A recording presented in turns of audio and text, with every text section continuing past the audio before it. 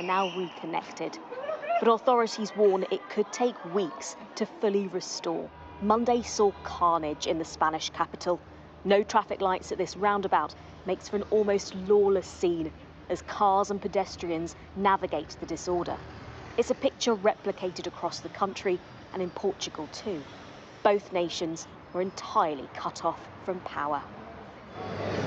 As the train network grounded to a halt, some stranded passengers in Valencia walked the rest of their journeys. Railway lines deserted and phone lines dead. By lunchtime, office workers poured onto the streets, dazed and disconnected. We were working very well. Suddenly the computer went down. We thought it was a normal blackout, as it happens sometimes, but then we heard it was a cyber attack. This was through information through the poor connection we had to the internet. After that we stopped having any comms, no access to the internet, nothing. Passengers wanting to travel in and out of the countries are desperate for movement that's simply not happening.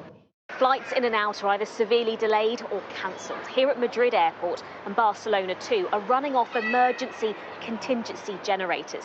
There are queues everywhere you look, for taxi stands, for information desks, people desperate for some nugget of news. 2 countries thrown into darkness, and the cause is still unknown. Ashna Haranag, Sky News in Madrid. Let's talk now to Simon Gallagher, who's the Managing Director at UK Network Services. Simon, good to talk to you today and get your expertise. You're an independent grid connection company. How on earth could this have happened? Well, it should never have happened, is the first thing to say. The grid is built with all kinds of automatic systems to prevent this happening. So something catastrophically has went wrong, but only in the last sort of few minutes, they have released a statement, which is the first sort of clues as to what happened. So it looks like there was some kind of event on the grid. It looks like a big power station or something tripped off, which is a normal event. And the grid stabilized, which is supposed to do after that. Then a few minutes later, another event happened. And again, that looks like another power station may have tripped. It looked like the grid stabilized a bit after that. But soon after that, then a cascade happened where Spain actually disconnected from France. So the systems that's designed to protect the wider European grid come into play. So Spain was left by itself. And then the real unknown at this stage is there was a catastrophic failure at this stage where a whole load, like gigawatts and gigawatts of generation disappeared from the Spanish system. And at that stage, it was a bit of a vicious cycle where the generation disappeared so fast, the grid just collapsed effectively. And at that stage, half of Spain had no electricity. The Prime Minister's just been talking the last half hour as well, and he has said that it is not a problem of renewable energy. That was something that a lot of people had been speculating about. Can you just explain that to us? How could renewable energy have played a part, and is he right to be certain that it's not a problem there? So Spain does have a lot of renewable generation connected to its grid, as you'd expect. In sunny Spain, there's a lot of solar panels there.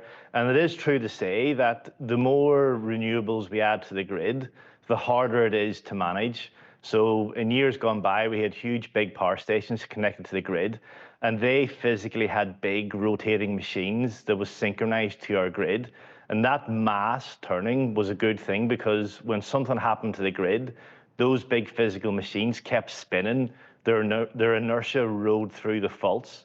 But as they've disappeared over time and it's been replaced by renewable technology, that spinning mass is not on the system anymore. So it leaves less room for error when things do go wrong. Now, there is no evidence in this case that that is a contributing factor, but it is true to say it is harder to manage the grid when there's a very high penetration of renewables.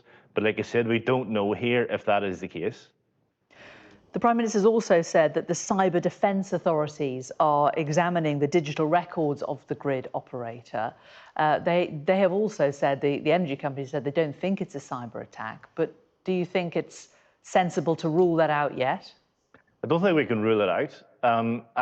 I would be very surprised if this is a cyber attack. The caveat to that is whatever happened was so catastrophic and so fast.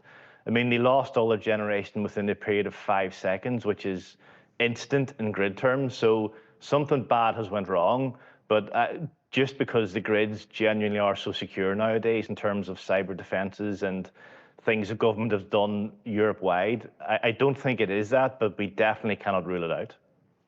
The last time we spoke to you on Sky, it was after the substation went up on fire next to Heathrow. And this morning we've seen another electricity substation go up on fire at Paddington. Those in charge of that substation have blamed faulty equipment. There are others who are looking at all of this and saying, hang on, is there something wider going on here? I don't think so. So that fire in London, interestingly, in my electricity board days, I looked after that part of London, so I've spent a lot of time in that actual substation. It's called Aberdeen Place, near St John's Wood. So that is a fire. Something has went wrong there, but interestingly, the grid has behaved perfectly there. So like we talked about last time, things go wrong, and unfortunately, equipment can go on fire. So that transformer, which is the same bit of kit actually that happened at Heathrow. So a transformer has went on fire, but the grid has looked after itself. There's alternative equipment that came into play instantly, so no one actually lost supply. So the grid behaved as it's supposed to in that place, which does pay tribute to how resilient the grid is. But no, I don't think there's a wider thing going on here. It's just that since Heathrow, we're probably a bit sensitive to what's going on, but it's good that a thing can happen in London. A transformer unfortunately fails, but it failed in a way that no one was interrupted, which is what should have happened in Heathrow. And an interesting stat, Heathrow cancelled something like, I think it was 1,400 flights because of one transformer fire.